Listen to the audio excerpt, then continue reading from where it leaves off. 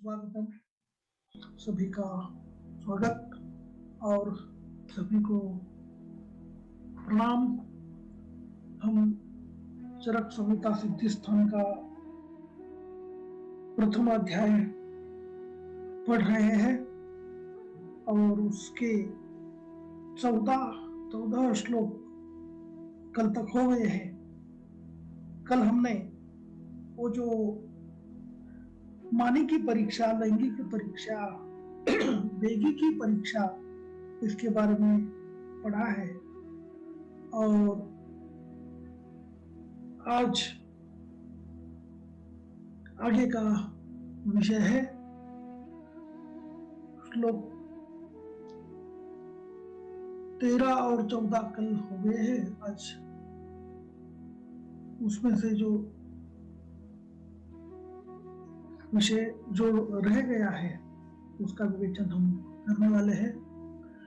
जघन्न मध्य प्रवरेतु वेगात् चत्वार इष्टा वमने षडष्टौ दशैव ते त्रिगुणा विरेके प्रस्थस्तथा त्रिचतुः गुणश्च पित्तान्तमिष्टं वमनं विरेकार्थं कफान्तं च विरेकम् आहुः द्वित्रान् सविट्कापनीय वेगान्मेयं विरेके वमने तु पीतम। ये कल हो गया। आज हम आगे देखने वाले हैं। क्रमात् कफ पित्तम अथ अनिलश्च यस्य येति सम्यक् वमितः स इष्टः हृत्पार्श्व मूर्धा इंद्रिय मार्ग शुद्धौ तथा लघुत्वे अपि च लक्ष्यमाणे। पर यहाँ वमन के सम्यक योग का लक्षण बताया है। संप्रति किंच कृताकृतेषु इत्यादि प्रश्नस्य उत्तरं यथाक्रमम् आह। तो प्रश्न पहले पूछा है कृताकृतेषु इस शब्द से, उसका उत्तर यहाँ दिया है। और जो पहले प्रश्न पूछे का कल्पना पंच सुकर्म सुक्ता क्रमश्च कहा किंच कृताकृतेषु लिंगम तथैवाति कृतेषु संख्या का किं गुणः केषु च कश्च भस्तिः किं वर्जनीय प्रतिकर्म काले कृते कियान् वा परिहार कालः प्रणीयमानश्च नयाति केनैति शीघ्रं सुचिराच्च भस्तिः साध्यागदा स्वैः शमनैश्च केचित् कस्मात् प्रयुक्तैर्न शमं व्रजन्ति प्रचोदितः शिष्यवरेण सम्यग् इति अग्निवेशेन भिषग्वरिष्ठः पुनर्वसु तंत्रविदाः तस्मै सर्व प्रजानां हितकाम्यय दम। तो अध्याय के प्रारंभ में जो अग्निवेश ने 12 प्रश्न पूछे हैं उसके बारे में अभी जो तीसरा प्रश्न है उसका उत्तर इसमें है। इनके सम्यक योग, अयोग और अतियोग के लक्षण कौन से होते हैं इसके बारे में अभी हम देखने वाले हैं आज। तो इसमें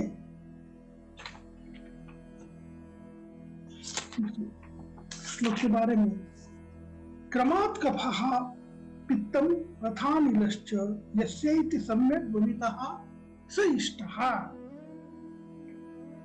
तो वमन के सम्यक योग का लक्षण यहाँ बताया है। संप्रति किं च कृताकृतेषु इत्यादि प्रश्नस्य उत्तरं यथाक्रमम् आह। क्रमादिति अनेन वचनेन यथोक्त क्रम लंघनेन कफादि आगमनं न सम्यक् योग लक्षणम् इति दर्शयति। यतः कफात् ऊर्ध्वं गतं यदा पित्तं भवति तदा तु पित्तागमनेऽपि सति न शुचिः किन्तु यदेव आमाशय अधो भागगतं पित्तं वमनम् आनयति तदैव शुद्धिः। कल हमने देखा है कि जो वमन में पित्तांत वमन ये उत्तम शुद्धि है, तो इसमें भी केवल कफ आना इतना ठीक नहीं है, तो क्रम से पहले कफ और पित्त और उसके बाद वायु आना ये सम्यक वमन का लक्षण है। तदेव शुद्धि तत् पित्ता नयनम च कफानयनांतरमेव भवति। पहले कफ आएगा और फिर पित्त आता है। एवं सम्यक कृत विरेचन लक्षणेपि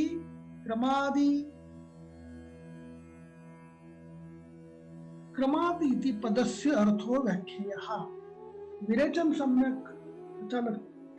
लक्षण के बारे में भी इस ऐसा जो ये शब्द है उसका प्रयोग करना है।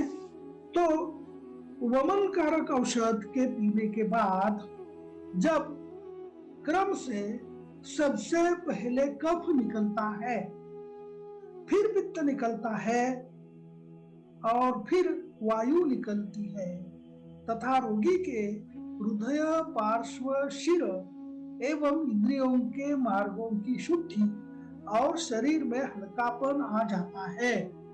मृत पार्श्व मूर्धा इंद्रिय मार्ग शुद्धौ तथा लघुत्वे च लक्ष्यमाणे। तब वमन का सम्यक योग जानना चाहिए। चरक ने यहाँ बताया है कि सम्यक योग के लक्षणों के साथ और कफसूत्रों के दो लक्षण सुश्रुत ने वर्णन किए हैं। तो चरक ने जो लक्षण बताए हमने अभी देखे हैं। क्रम से पहले कफ, पित्त, वायु आना, फिर हृदय, पार्श्व, मूर्धा और इंद्रिय शुद्ध होना और शरीर में लघुत्व आना। इसके बावजूद सुश्रुत में कंठ शुद्धि और कफ संस्रव ये लक्षण ज्यादा बताए हैं। वाग्भट ने वेदना अधिक न होना यह भी सम्यक योग का एक लक्षण बताया है। वमनोपक्रम यह त्रासन उपक्रम हो तो भी सम्यक योग से गंभीर पीड़ा नहीं होनी चाहिए, ऐसा इसका अर्थ है। सम्यक योग में दोष शरीर के बाहर निकल जाते हैं, इसी कारण शरीर में लाघव, मन और इंद्रिय प्रसन्नता उत्पन्न होती है। तो वमन रुग्ण को जब दिया जाता है, सम्यक वमन जब होता है तो रुग्ण को प्रसन्नता आती है, शरीर में लघुता आती है, ये हमें दिखाई देता है। अभी असम्यक वमन के बारे में क्या होता है आगे है। दुष्छर्दिते स्फोटक कोठकंडू रुत्खा विशुद्धि गुरुगात्रतां च दुष्छर्दिते इति अयोगकृत वमन लक्षणम। वमन का अयोग होता है, इसका मतलब जब वमन का औषध दिया तो भी वमन नहीं होता है, उसे वमन का अयोग बोलते हैं। तो वमन अयोग के लक्षण क्या है यहाँ दिए है। उसको ही हीन योग भी बोलते हैं, योग को भी हीन योग ऐसा भी शब्द है। तो जब वमन का हीन योग होता है तो शरीर में फफोले और चकते निकल आते हैं, स्फोटक कोठकंडू खुजली होती है, हृदय और स्रोतों में अशुद्धि होती है और शरीर भारी भारी सा लगता है। गुरु का आत्रतांच, शरीर भारी लगता है। वमन के अयोग से वमन वेग योग्य प्रकार से न आना या वमन के द्वारा केवल औषधि बाहर निकलना, दो वेगों में ज्यादा अवधि जाना इत्यादि लक्षण उत्पन्न होते हैं। वमन का असम्यक योग होने से रुद्र प्रदेश में अशुद्धि, अशुद्धि का मतलब गौरव, इसको अशुद्धि बोलते हैं, स्रोतोरोध, गात्र गौरव, सर्वांग पर विस्फोट, होठ, कंडू उत्पन्न होना आदि लक्षण निर्माण होते हैं। कफ प्रसेक और ज्वर ये लक्षण वमन के अयोग में अनुक्रम से सुश्रुत और वाग्भट में भी वर्णन किए हैं। अयोग में दोष शरीर में रहने से क्लेद, कफ तथा जलीय अंश चलित होकर शरीर में भ्रमण करने से अनेक विध रोग उत्पन्न होते हैं। तो ये जब अयोग होता है तो शरीर में जो क्लेद है वो सब शरीर में संचरण करता है और उससे ये जो त्वचा के ऊपर फोट, पोट, कंडू ये सब लक्षण दिखाई देते हैं। ये असम्यक योग, अयोग, हीन योग, इसके बारे में देखा वमन के आगे। जब वमन का अतियोग होता है तो क्या लक्षण दिखाई देते हैं ये बताया है। तृणमोह मूर्छा निलकोप निद्रा बलादि हानिर वमनेति च स्यात्। तृष्णा मोह इत्यादि कृत वमन लिंगम अत्र आदि शब्देन वर्ण स्वरादि ग्रहणम। आदि जो शब्द है तो तृष्णा, मोह, मूर्छा, अनिलकोप, निद्रा, बलादि हानि, तो ये हानि शब्द भी इसमें के बारे में निद्रा हानि, बल हानि और बलादि हानि में वर्ण हानि, स्वर हानि ऐसा भी समझना चाहिए। निद्रा हानि च अत्र अनिलकोपक होता है, वह निद्रा हानि होती है, ये वात प्रकोप से होता है। वमन का जब अतियोग होता है तब वात प्रकोप होता है और उससे निद्रा हानि लक्षण भी दिखाई देता है। तो जब वमन का हीनयोग होता है तो शरीर में हमने देखा वहां खुजली आना इत्यादि होता है। और अतियोग में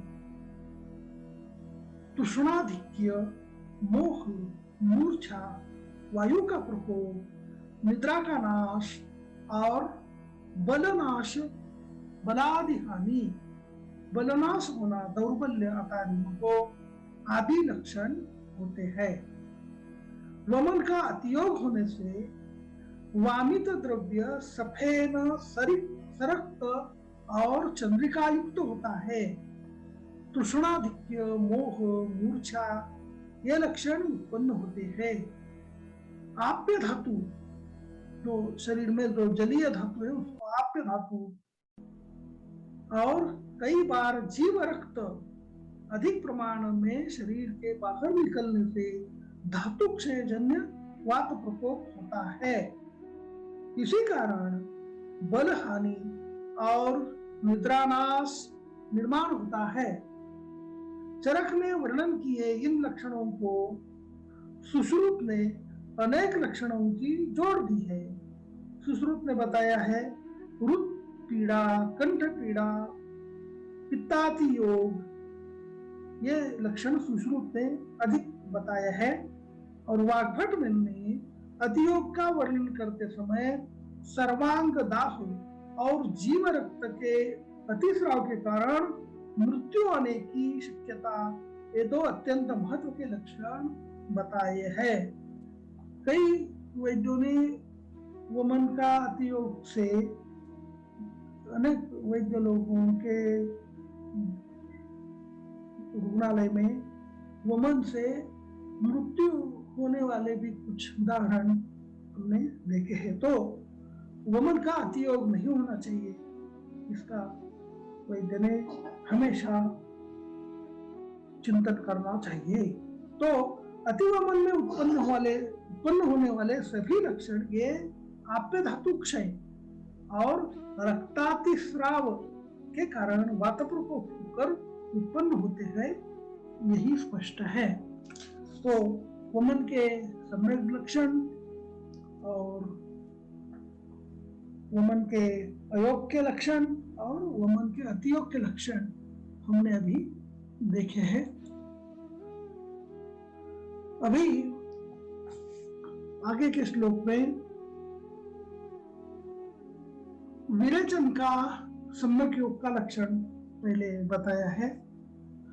स्रोतो विशुद्धि इंद्रिय संप्रसादौ लघुत्वम ऊर्जा अग्नि अनामयत्वम प्राप्तिश्च वित्त कफानिलानाम सम्यक विरिक्तस्य भवेत् क्रमेण। स्रोतो विशुद्धि इत्यादि सम्यक विरेचन लक्षणम। ऊर्जो अग्नि इति पटु अग्नि, तर अग्नि का विशेषण ऊर्ज अग्नि ऐसा दिखा है, तो उत्तम अग्नि ऐसा उसका अर्थ है। अग्नि दीपन होना ऐसा। ऊर्जो अग्नि इति बलवत अग्नि, ऊर्जावान बलवान शक्तिवान, ऊर्जा का मतलब शक्ति होता है। तो ऊर्जो अग्नि इति पटु अग्नि बलवत अग्नि इति, अग्नि बलवान होना ये सम्यक लक्षण है। अर्थात ये तात्काल में ही दिखता, संसर्जन क्रम के बाद रुग्ण का अग्निवर्धन होता है, विरेचन के बाद। ये हमें ध्यान में रखना चाहिए। अनामयत्वमिति विरेचन चेतव्य दोष जनित विकार व्यपगमः। अनामयत्व आता है सम्यक विरेचन से। अनामयत्व का अर्थ यहाँ बताया है, विरेचन चेतव्य दोष जनित विकार व्यपगमः। विरेचन से जो रोग शमन होने वाले हैं, ऐसे रोग का विनाश होता है।